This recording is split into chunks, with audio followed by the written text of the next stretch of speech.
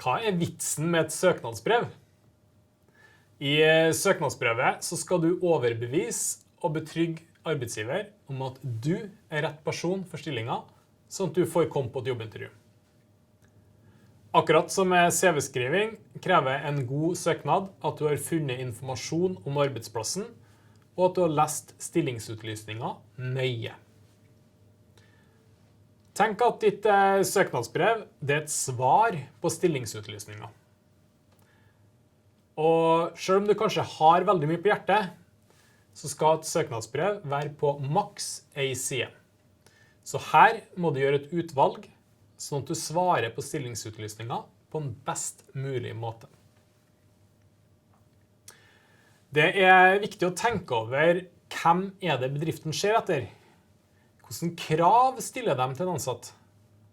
Hva kan jeg bidra med? Har jeg den relevante erfaringen? Mange synes det kan være vanskelig å sette ord på egen kompetanse. Så les gjerne læringsmålene ved studiet du går, for å se hva du faktisk skal ha lært. I tillegg så kan du gjøre en kompetansekartlegging. Knytt det du har lært og din kompetanse opp mot arbeidsoppgavene i utlysningen.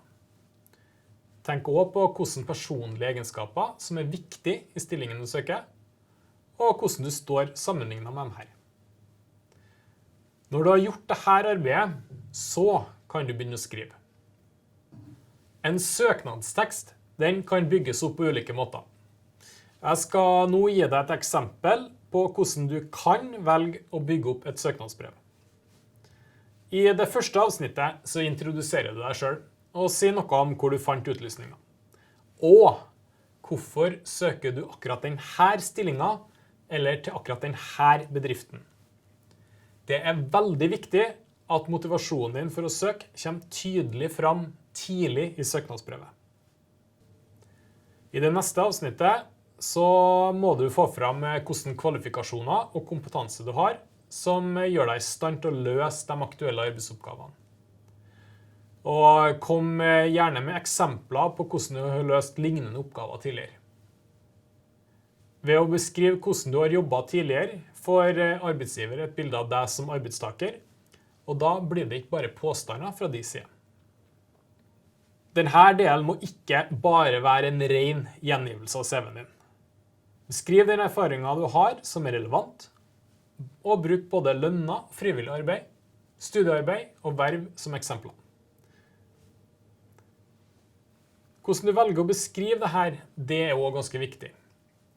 Her må du bruke et aktivt og presist språk.